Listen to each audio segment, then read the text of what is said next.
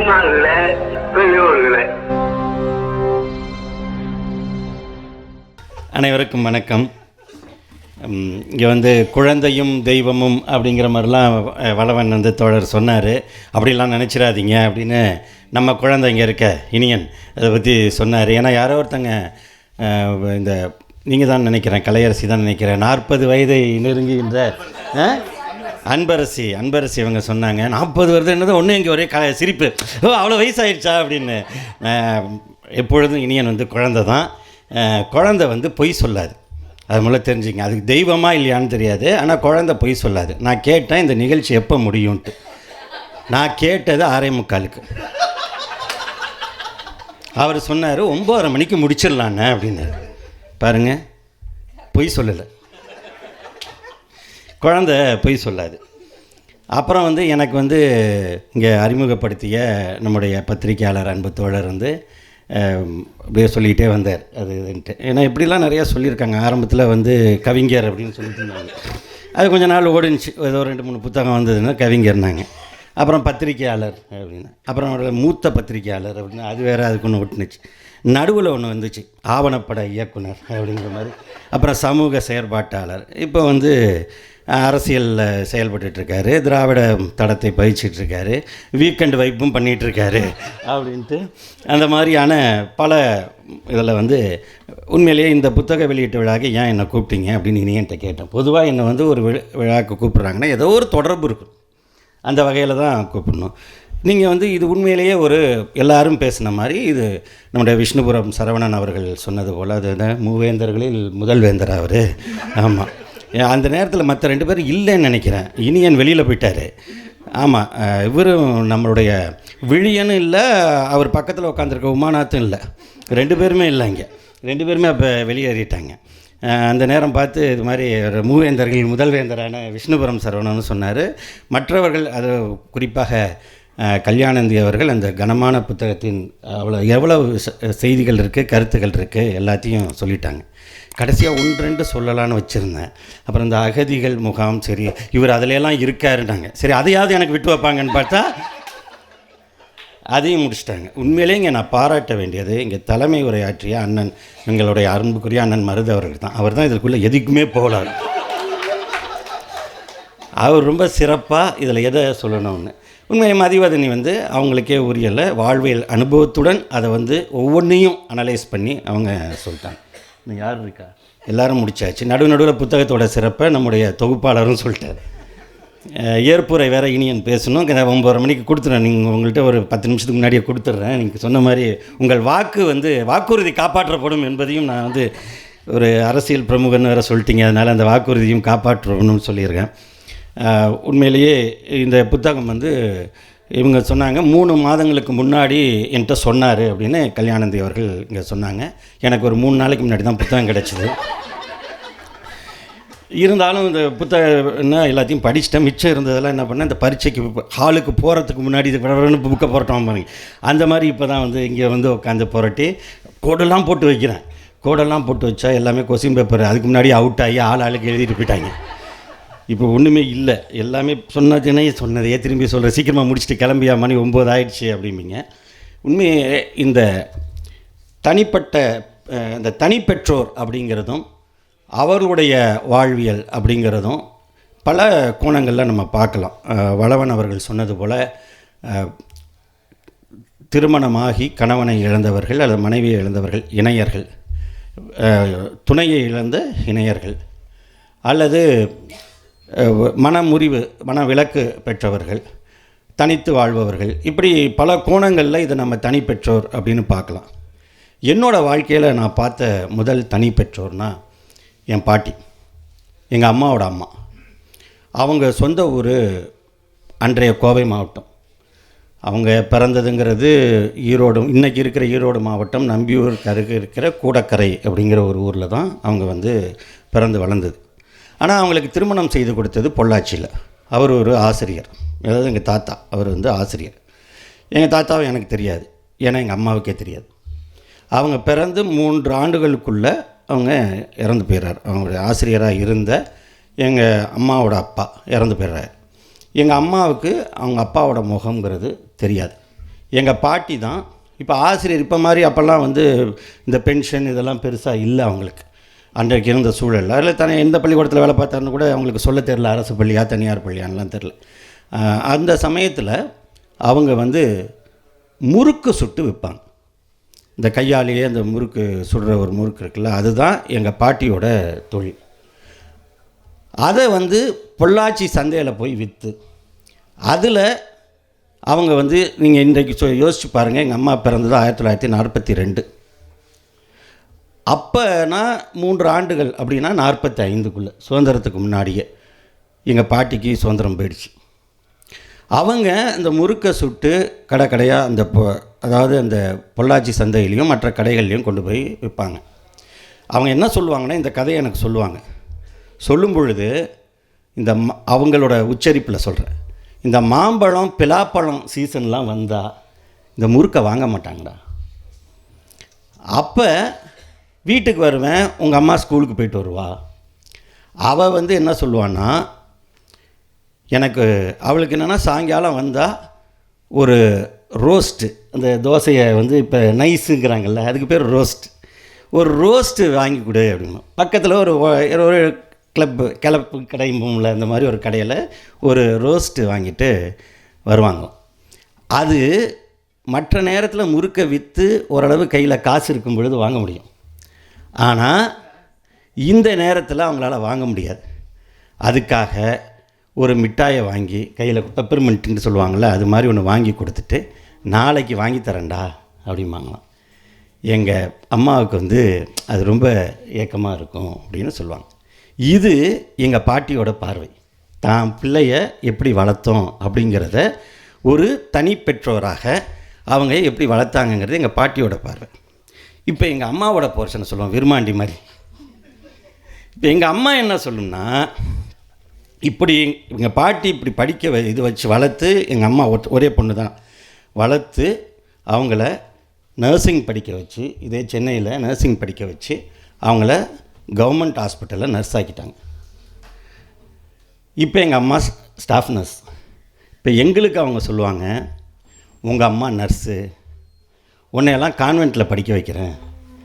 ஆனால் எங்கள் அம்மா எனக்கு ஒரு ரோஸ்ட்டு கூட வாங்கி கொடுக்க முடியாத ஒரு நிலையில் இருந்துச்சு. அப்போ நான் நர்சிங் படிக்கும் பொழுது கூட படிக்கிறவங்களுக்கு இருக்கக்கூடிய ட்ரெஸ் எனக்கு கிடையாது, கூட படிக்கிறவங்களுக்கு இருக்கக்கூடிய வசதிகள் எனக்கு கிடையாது. இதுக்கு இடையில் தான் நான் வாழ்ந்தேன். அப்படிங்கிறப்ப இந்த புத்தகத்தில் சொல்கின்ற பெற்றோரின் மனநிலை என்ன, குழந்தையின் மனநிலை என்ன என்பதை என்னுடைய சிறு பிராயத்திலேயே நான் அதை உணர்ந்து கொள்வதற்கான ஒரு வாய்ப்பாக அது வாழ்க்கை இரத்தமும் சதையுமான வாழ்க்கை. அதனால் எங்கள் அம்மா என்ன பண்ணாங்கன்னா, ஒரே பொண்ணு. எங்கள் அப்பாவுக்கும் எங்கள் அம்மாவுக்கும் வந்து காதல் திருமணம், சாதி மறுப்பு திருமணம், 1967 நடைபெற்ற சுயமரியாதை திருமணம். அண்ணா வந்து சட்டம் கொண்டு வர்றதுக்கு முன்னாடி நடந்தது. அண்ணா சட்டம் கொண்டு வரலைன்னா நானும் அங்கீகரிக்கப்படாத குழந்தை தான். அண்ணா சட்டம் கொண்டு வந்தனாலையும் அதை வந்து ரெட்ராஸ்பெக்டிவ் எஃபெக்ட் கொண்டு வந்தனாலையும் தான் எங்கள் அப்பா அம்மா கல்யாணம் அங்கீகரிக்கப்பட்டிருக்கு. நான் ஒரு பிள்ளையாக வந்து நிற்க முடியுது. எனவே இந்த திராவிட இயக்கம் எப்பொழுதும் இந்த மாதிரியான சூழல்களில் கவனம் செலுத்தக்கூடியது என்பதற்காக சொல்கிறேன். 2021 ஆட்சி அமைந்த பிறகு இது குறித்து கவனிப்பதற்கு ஒரு வாரியம் உருவாக்கப்பட்டிருக்கிறது அப்படின்னு சொல்கிறது. அது போதுமா போதாதா அப்படிங்கிறது கேள்விகள் உண்டு. எதுவுமே தொடர் செயல்பாடுகள் தான். இங்கே ஒரே இதில் முடிஞ்சிடுறது இல்லை. ஏனென்றால் இப்படிப்பட்ட தனி பெற்றோருங்கும் பொழுது இதில் ஆண்களை விட பெண்கள் தான் மிக முக்கியமாக கவனிக்கப்பட வேண்டியவர்களாக, அவர்கள் மீது நாம் ஒரு அக்கறை செலுத்த வேண்டிய ஒரு சூழல், அரசாங்கம் அக்கறை செலுத்த வேண்டிய ஒரு சூழல் இருக்கிறது. இதை எப்பொழுதுமே திராவிட இயக்கம் தன் மனதில் கொண்டிருக்கிறது. சுயமரியாதை இயக்கம் தொடங்கப்பட்ட காலத்தில் இன்றைக்கு அதுக்கு 100 ஆண்டு கொண்டாடப்படுகிறது. சுயமரியாதை இயக்கத்திற்கு இந்த ஆண்டு என்பது 100 ஆண்டு. சுயமரியாதை இயக்க மாநாடுகளிலேயே அவர்களுடைய அழைப்புதலிலே பார்த்தால் விதவைகள், கைம்பெண்கள், நீங்கள் சொன்னீங்கள்ல, வளவன் அவர்கள் ரொம்ப உருக்கமாக சொன்னார்.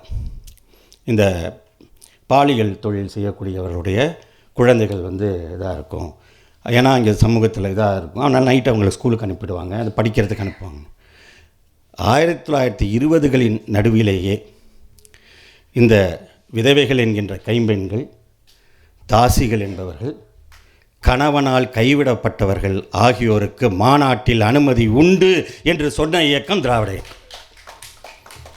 அவர்களுக்கான அந்த உரிமை அப்பொழுதே அதை கவனத்தில் எடுப்பது, அவர்களை அங்கே இடத்துக்கு கொண்டு வர்றது, அவர்களை பொது சமூகத்தில் இணைப்பது அப்படிங்கிறத இந்த இயக்கம் மேற்கொண்டிருக்கிறது.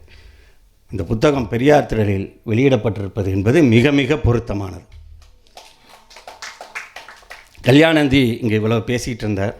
எனக்கு அவர் பேசும்பொழுதெல்லாம் எனக்கு பராசக்தி படத்தில் வர கல்யாணி தான் ஞாபகம் வந்தது. கலைஞருடைய அந்த படைப்பு 72 ஆண்டுகளுக்கு முன்பு வந்தது. 72 ஆண்டுகளுக்கு முன்பு ஒரு தனி பெற்றோரின் வாழ்க்கையை, துயரத்தை சொன்ன ஒரு படைப்பு தான் பராசக்தி. எல்லாருக்குமே பராசக்தினா சிவாஜி தான் ஞாபகம் வரும். ஏன்னா அந்த அளவுக்கு அவருடைய ரோல் இருக்கும். ஆனால் அந்த படத்தின் மையமே கல்யாணி தான். கல்யாணிக்காக தான் அண்ணனுங்க 3 பேரும் வராங்க. அந்த கல்யாணி தன் குழந்தையை வளர்க்க முடியாமல், கணவனை இழந்த கல்யாணி அந்த கைக்குழந்தையை வளர்க்க முடியாமல் ஒரு இட்லி கடை நடத்தி, இதில் எல்லாமே இந்த இட்லி கடை பற்றியும் இதில் ஒரு கட்டுரையில் இருக்குது. எல்லாமே சொல்லிட்டீங்க. அப்போ இட்லி கடை நடத்தி அப்பொழுது அவர் எதிர்கொள்கின்ற அந்த ஆண்களால் ஏற்படக்கூடிய நெருக்கடிகள், சுரண்டல்கள், இதையெல்லாம் கடந்து வாழ முடியாமல் குழந்தையை ஆற்றில் வீசிவிட்டு தானும் தற்கொலை செய்ய முயற்சிக்கும் பொழுது கைது செய்யப்பட்டு கோர்ட்டில் நிறுத்துவதுதான் அந்த கிளைமாக்ஸ். அப்போ அந்த கல்யாணி கேட்கின்ற கேள்வி, நீதிமன்றத்தை அவள் கேட்ப கேள்வி, நானே என் குழந்தையை பெற்றேன், நானே கொன்றேன், எதற்கு என்னை கைது செய்திருக்கிறீர்கள் என்று கேட்பார். நீதிபதியாக இருப்பது அவருடைய அண்ணன். அவர் சொல்வார், நீயே பெற்றதால் நீ கொன்றுவிட முடியாது, ஆக்கப்பட்ட பொருட்கள் அனைத்தும் அரசாங்கத்திற்கு சொந்தம். இந்த இடத்தில் தான் கல்யாணி கேள்வி கேட்டது தான் கல்யாணந்தியும் இன்று நினைவூட்டினார். ஆமாம், அரசாங்கத்துக்கு சொந்தம். அரசாங்கம் நாங்கள் வாழ வழியின்றி இருந்த பொழுது, பட்டினியால் தவித்த போது வராத அரசாங்கம் எங்களுக்கான ஒரு விடுதலையை தேடிக்கொள்ளும் பொழுது வந்து தடுத்து விட்டு அரசாங்கம் என்ன செய்கிறது என்று கேட்பார். இந்த கேள்விக்கு அவர் கல்யாணி அங்கே சொல்லுகின்ற ஒரு முக்கியமான செய்தி, கல்யாணியிடம் அன்றைக்கு கையில் காசு இல்லை. ஏன் இல்லை? அவர்கள் அண்ணன்கள் வசதியானவர்கள், நல்ல வசதியாக சம்பாதிச்சு தான் கொடுத்து வீட்டுக்கு அனுப்புனாங்க. ஆனால் ஏன் கல்யாணிக்கு அந்த வசதி இல்லை? ஏனென்றால் கல்யாணிக்கு குடும்ப சொத்தில் உரிமை இல்லை. அண்ணன்களால் முடியும். அண்ணன்கள் சீர்வரிசை செய்வார்கள், அண்ணன்கள் திருமணத்தை நடத்தி வைப்பார்கள், பாசத்தை பொழிவார்கள். பங்கு தருவது என்பது ஆண்களுக்கு மட்டுமே உரியது. பங்கு என்பது, பங்காளினா ஆம்பளை தான். பொம்பளைய பங்காளின்னு சொல்கிறோமா? சொல்ல மாட்டோம். ஏனென்றால் அந்த உரிமை கிடையாது. இந்த கேள்வியை அவர் அங்கே முன்வைப்பார். நான் என்ன செய்ய முடியும் என்று கேட்பார். எனவே அப்படிப்பட்ட ஒரு நிலையில்தான் 1952 இந்த கேள்வியை பராசக்தி படத்தில் அவர் எழுப்புகிறார் கலைஞர். அதனை தொடர்ந்து, ஏன்னா கல்யாணி மாதிரி நிறைய பேர் அங்கே சொல்லுவாங்க, நல்ல 7 குழந்தைகளை கிணற்றில் தள்ளி கொன்ற நல்ல தங்கால் கதையை நாடெங்கும் நடத்துகிறீர்கள், நான் ஒரே ஒரு குழந்தையை மட்டும்தான் ஆற்றில் வீசினேன், என்னை இங்கே வந்து குற்றவாளி என்று நிறுத்தியிருக்கிறீர்கள் என்று கல்யாணி சொல்வார். 7 குழந்தையை கொன்ற நல்லத்தங்கால் எதற்காக கொன்றாள்? மிக சிறப்பான ஒரு குடும்பத்தில் பிறந்து, வசதியான குடும்பத்தில் பிறந்து திருமணம் செய்து வைக்கப்படுகிறாள் நல்லதங்காள். அவள் கணவன் வீட்டிற்கு சென்ற பொழுது அந்த ஊரிலே ஒரு பெரிய பஞ்சம் ஏற்பட்டு, அங்கே ஒரு பஞ்சத்தினால் அங்கே என்ன பண்ணுறாங்க, கணவர் குடும்பத்தில், உங்கள் அண்ணன்ட்ட போய் சொத்து வாங்கிட்டு வா, போய் பணம் வாங்கிட்டு வா, அப்போ தான் இங்கே பிழைக்க முடியும் என்று அனுப்புகிறார்கள். அங்கே போகும்பொழுது, அங்கே போனால் அங்கே சூழல் வேறு. அவங்க அண்ணி இருக்காங்க. அண்ணி வந்து சொத்தில் உனக்கு தான் இவ்வளோ சீர்சனத்தை போட்டு, இவ்வளோ வரதட்சணை கொடுத்து, நகை நட்டு போட்டு உனக்கு கல்யாணம் பண்ணியாச்சே, திரும்ப வந்து இங்கே கேட்குறியா என்று திருப்பி அனுப்புகிறார். அவங்க குடும்ப சூழல் என்னன்னா, அவங்க அண்ணி கோணத்துலேருந்து தான் நம்ம பார்க்கணும். அதை இங்கேருந்து நான் பார்க்க விரும்பலை. ஆனால் அன்றைக்கு அதுதான் நிலை. வருகிறாள், திரும்பி வருகிறாள். அப்போ என்ன பண்ணுறாங்கன்னா, நல்லதங்காள் அண்ணன் வீட்லேயும் கிடைக்கல, கல்யாணம் ஆன கணவன் வீட்டுக்கும் போக முடியாது, ஏன்னா பணம் இல்லாமல் போக முடியாது. அதனால் தான் வரும்பொழுது தன்னுடைய 7 குழந்தைகளையும் வரிசையாக கிணற்றில் தூக்கி போட்டுவிட்டு தானும் அதில் குடித்து தற்கொலை செய்து கொள்கிறாள் என்பதுதான் நல்லதங்காள் கதை. இந்த நல்லதங்காள் கதையை நாடெங்கும் நடத்துகிறீர்களே என்று கல்யாணி கேட்கிறாள் பராசக்தியில். இனி நல்லதங்காலும் கூடாது, கல்யாணிகளும் இங்கு இருக்கக்கூடாது, அவர்களுக்கான உரிமைகள் வேண்டும் என்பதற்காகத்தான் 1989 பெண்களுக்கான குடும்ப சொத்துரிமை என்கின்ற சட்டத்தை திராவிட இயக்கம் நிறைவேற்றி காட்டியது. 1929 தந்தை பெரியார் அவர்கள் தான் சுயமரியாதை மாநாட்டிலே அந்த தீர்மானத்தை போடுகிறார். அதை 1989 60 ஆண்டுகள் கழித்து தான் அதையே நிறைவேற்ற முடியும். இப்படித்தான் ஒவ்வொன்றையாக இந்த இயக்கம் கவனிக்கிறது. காலத்திற்கேற்ற வகையில் தனக்கு வாய்ப்புகள் வரும்பொழுதெல்லாம் அதை கவனிக்கிறது. ஒரு எளிமையான உதாரணம் சொல்லணும்னா, இன்றைக்கு எல்லோருமே திருநங்கை என்ற சொல்லை பயன்படுத்துகிறோம், திருநம்பி என்ற சொல்லை பயன்படுத்துகிறோம், திருநர் என்று இருபாலருக்கும் சேர்த்து குறிக்கின்ற சொல்லை பயன்படுத்துகிறோம். ஒரு 15 ஆண்டுகளுக்கு முன்பு இந்த சமுதாயத்தில் எத்தனை பேர் இந்த சொல்லை பயன்படுத்தினார்கள்? அது பெயராக இருந்தாலும் எழுத்தாக இருந்தாலும் எண்ணாக இருந்தாலும் அந்த சமுதாயத்தை, அந்த பாலினத்தை கொச்சைப்படுத்தக்கூடியதாகத்தான் இருந்தது. ஆக இந்த சமுதாயத்தின் மீது, இந்த பாலினத்தின் மீது ஒரு கவனத்தை திருப்புவதற்கே நமக்கு எவ்வளோ காலம் வந்திருக்கு. அப்பொழுது அது கவனிக்கப்பட்ட பொழுது இந்த 15 ஆண்டுகளில் அந்த பாலினத்தினுடைய நிலை எவ்வளவு மேம்பட்டிருக்கிறது என்கின்ற பொழுது தொடர் செயல்பாடுகள் தான் இங்கு தேவைப்படுகிறது. அத்தகைய தொடர் செயல்பாடுகளை நாம் முன்னெடுக்க வேண்டிய கட்டத்தில் இருக்கிறோம் என்பதற்கு இந்த புத்தகம் மிகப்பெரிய தூண்டுகோலாக இருக்கும். இதில் இருக்கின்ற ஒவ்வொரு கட்டுரையும் அவங்க சொன்ன மாதிரி ஒவ்வொரு வாழ்க்கையும் வேறு. இப்போ எங்கள் பாட்டி சொன்ன அவங்க நிலைமை ஒன்று, எங்கள் அம்மா அவங்களுக்கு வாய்த்த எங்கள் பாட்டி என்ன நினைப்பாங்கன்னா, இந்த கஷ்டத்துலேயும் என் பிள்ளைய நல்லா வளர்த்து ஒரு நர்ஸாக்கியிருக்கேன் அப்படிங்கிறது என் பாட்டியுடைய பார்வை. ஆனால் எங்கள் அம்மாவோட பார்வை, நான் அவ்வளோ கஷ்டப்பட்டனால எனக்கு நான் படிக்கிற இடத்துல தான் எனக்கு நெருக்கடி இருந்தது, அவமானம் இருந்தது என்கின்ற, நீங்கள் கேட்ட அந்த கேள்வி அவங்கள்ட்ட தான் கேட்டிருப்பாங்க. அப்பா என்ன பண்ணுறாங்க, முதல் கேள்வி அதானே வந்திருக்கும், கல்வி நிலையங்களில் அதுதானே வருது. அப்போ அந்த கேள்வியை அவங்க கேட்கும் பொழுது அதிலிருந்து கேள்விகளுக்கான விடையை நம்முடைய செயல்பாடுகள், ஒருங்கிணைந்த நமக்குள்ளான ஒருங்கிணைந்த செயல்பாடுகள், அதை தாண்டி சமுதாயத்தினுடைய செயல்பாடுகள், இதுதான் இங்கே கொண்டு நிறுத்தும். இப்போ இந்த இடத்துல பேசணும்னாலே எனக்கு இல்லை, உடுமலை இருக்காரான்னு தெரில, பிரின்ஸ் இருக்கார், போயிட்டார். இங்கே பேசினா எனக்கு நான் கொஞ்சம் உணர்ச்சி வசப்பட்டு தான் இருப்பேன். தங்கை மதிவதனி சொன்னது மாதிரி நானும் கொஞ்சம் உடையாமல் தான் பேசணுங்க. ஏன்னா இந்த அரங்கம் என்பது எனக்கு இப்போவும் நீங்கள் எல்லாம் உட்காந்துருந்தாலும் எனக்கு ஒரு உருவம் இங்கே உழவிக்கிட்டே இருக்கிற மாதிரி இருக்கும். அதுதான் அந்த மெய்நிகராய். ஏன்னா இங்கே தான் அப்படி நிறைய நிகழ்வுகள் இப்படி இருப்போம். இது மாதிரி இவ்வளோ லேட்டாக இருந்துச்சுன்னா அங்கேருந்து ஒரு குரல் வரும், முட்டை பப்ஸ் ஏதோ இருக்கிற முரளி இருக்காப்புல, இவ்வளோ நேரம் நடத்துகிறீங்களே, ஒரு முட்டை பப்ஸ் எதுவும் வராதா அப்படின்னு. அல்லது முடிஞ்சதும் முரளி, பிரின்ஸு, உடுமலை எல்லோரும் சேர்ந்து எந்த ஹோட்டலுக்கு போகிறது, தளபதி 4 பேர் இவங்க சேர்ந்துக்குவாங்க. எந்த ஹோட்டலுக்கு போகிறதுன்னா அன்றைக்கி என் பர்ஸு காலி. இன்றைக்கி இல்லை உழவிட்டு தான் இருக்குது, நேரில் மெய்நிகராய் தான் இருக்கே தவிர மெய்யாக இல்லை. எனக்கு அந்த ஒரு நினைவு இருக்கும். ஒரு 7 ஆண்டுகளாக இங்கே வரும்பொழுது அந்த தேடிட்டு தான் இருக்கேன். அது அப்படியே போயிட்டே இருக்கும், வந்துட்டு போகும், அப்படியே மனசுக்குள்ளே வந்துகிட்டே போகும். இது பகுத்தறிவுக்கு ஒத்து வருமா அப்படின்னு கேட்டிங்கன்னா கண்டிப்பாக ஒத்து வராது. இது என்னுடைய மனநிலை தானே தவிர இது சரி அப்படின்லாம் நான் சொல்லலை. எனக்கு தோன்றதெல்லாம் சரி அப்படின்னு நான் சொல்லலை. இது என் நினைவில் இருக்கக்கூடிய ஒரு விஷயம். இல்லை என்ன அப்படின்னா, 17 வயது என் மகளுக்கு. இப்போ எங்கள் அம்மாவுக்கு 3 வயசு, அவங்க அம்மா வளர்த்து எடுக்கிறாங்க.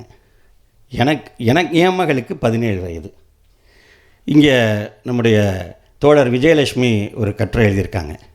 அதில் 7ஆம் வகுப்பு படிக்கும் வரைக்கான பெண் குழந்தைகளுக்கு கல்வி நிலையங்கள் எப்படி இருக்குது, பள்ளிக்கூட நிலைமை, 7ஆம் வகுப்புக்கு பிறகு மேலே படிக்கக்கூடிய பெண் குழந்தைகள் அவங்களுடைய அந்த 10 பருவ நிலையில் அவர்களுக்கு ஏற்படக்கூடிய உடல் மாற்றங்கள் எல்லாத்தையும் ஒரு லைனில் அப்படியே சொல்லிட்டு போகிறாங்க. அது ஊட்டச்சத்து வேணும் அப்படிங்கிற இடத்துக்கு அவங்க போயிடுறாங்க. ஸோ ஒரு 17 வயதில் அந்த பெண் மகள் அவள் இருக்கும் பொழுது இந்த இடத்துலலாம் நான் பெருசாலாம் என்ன பண்ண போகிறோம் அப்படின்லாம் நான் யோசிக்கலை. எனக்கு தெரியும் நானும் என் மனைவியும் இங்கே நிகழ்ச்சி நடக்கும் பொழுதெல்லாம் வருவோம். என் மகள் இங்கேயே வளர்ந்தவள், இந்த பெரியார் திரையில் வளர்ந்தவள். எப்படி மதிவதனி வந்து இந்த உணர்வோடு அந்த தெம்போடு இருக்காங்களோ அதே மாதிரி அவள் இருப்பா அப்படின்னு எனக்கு தெரியும். அப்போ நான் ஒரு நாள் சொல்கிறேன், நானும் ஊர் ஊராக சுற்றிக்கிட்டு இருக்கேன். எனக்கும் வேலை சூழல்கள், பத்திரிகை துறையில் வேலை சூழல்கள் அதிகம். இப்போ நீ எப்படி இருக்கேன்னு சொல்கிறேன்னா, ஒரு இந்த கிட்னி பேஷண்ட்டை பற்றி சொல்லுவாங்க. அந்த 2 கிட்னி இருக்கும், 2ம் ஃபங்க்ஷன் ஆகும். 1 இருந்தாலும் ஃபங்க்ஷன் ஆகுங்கிறது தான் அர்த்தம். ஆனால் அடிபட்டுச்சுன்னா 2 சேர்த்து அடிபடும். அப்போ 1 தான் நம்ம டிரான்ஸ்பிளான்ட் பண்ணி வைப்பாங்க. இப்போ நீ 1 கிட்னி இருக்கிற ஆள் மாதிரி இருக்க அப்படின்னு, உனக்கும் சேர்த்து நான் கிட்னியாக இருப்பேன், நீ கவலைப்படாத என்று சொல்லக்கூடிய மகள் சொல்லக்கூடிய இடத்துல நான் இருந்தேன். என்ன அப்படின்னா, குழந்தைகள் அந்த தைரியத்தோடு இருக்கிறார்கள், அவர்கள் எந்த சூழலில் வளர்க்கப்பட்டிருக்கிறார்கள். அப்படிங்கும் பொழுது இப்போ எங்கள் அம்மாவுடைய பார்வைக்கு அவங்க வயசு, அவங்க இருந்த காலம், நான் சொல்கிறது சுதந்திரத்துக்கு முன்பு இருந்த காலம், இன்றைக்கு நான் சொல்வது என் மகள்ங்கிறது அவங்களுக்கு வந்து 2017க்கு பிறகு இருக்கக்கூடிய இந்த இவங்கெல்லாம் 2K கிட்ஸ். அப்போ அவங்களுக்கு இருக்கக்கூடிய பார்வைகள், அவங்களுக்கு இருக்கக்கூடிய தொலைத்தொடர்புகள், வசதிகள். இப்போ பொதுவாகவே வந்து இந்த செல்ஃபோன் வந்துச்சு, எல்லாத்தையும் இழந்துட்டோம் நம்ம, அது போயிடுச்சு, இது போயிடுச்சு, சிட்டுக்குருவி போயிடுச்சுங்கிறதில் ஆரம்பித்து எல்லாத்தையும் சொல்லிகிட்டு இருப்போம். நிறைய இருக்குது, இழப்புகள் இல்லைன்னுலாம் சொல்ல. ஆனால் என்னை பொறுத்தவரை செல்ஃபோன் தான் இன்றைக்கி எனக்கு குடும்பத்தின் உறவை துண்டிக்காமல் இருக்குது. டெலிஃபோனில் தான் ஒயர் இருக்கும், ஆனால் இதில் தான் எங்களுக்கு அந்த உறவுங்கிற ஒயரே வந்து செல்ஃபோனில் தான் இருக்குது. இப்போவும் கூட அவர் ஊட்டியில் வந்து அந்த தோடார்களுடைய இது பற்றி ஒரு ஆய்வு பண்ணிகிட்ருக்காங்க கல்லூரி படிப்புக்காக. இப்போ முடிச்சுட்டு அவங்க திருவாரூர் போயிடுவாங்க. நான் போயிட்டு அதுக்கப்புறம் சென்னை போயிட்டு அவங்கள சென்னைக்கு அழைச்சிட்டு வரணும். என்ன அப்படின்னு சொன்னால், இன்றைக்கி அவங்களுக்கு திருமணம் ஆகி அவங்களுக்கும் ஒரு குழந்தை இருக்குது. குழந்தையை வளர்க்கக்கூடிய அளவுக்கு இண்டிபெண்ட்டாக இருக்காங்க. என்ன வந்து அப்பா அப்படின்னா அப்பாவை சார்ந்து இருக்கவில்லை. அவங்க ஏன் இருக்காங்கன்னா, அந்த சூழலை நம்ம உருவாக்கி தந்தால் போதும். சூழலை உருவாக்கி தருவது மட்டும்தான் நமக்கு. நாம் கட்டாயப்படுத்த வேண்டியதில்லை. நான் இருக்கேன், நான் இனிமேல் நான் சொல்கிறபடி தான் நீ நடக்கணும் அப்படின்னு அன்றைக்கி சொல்லியிருந்தேன்னா அந்த நிலைமை இருக்காது.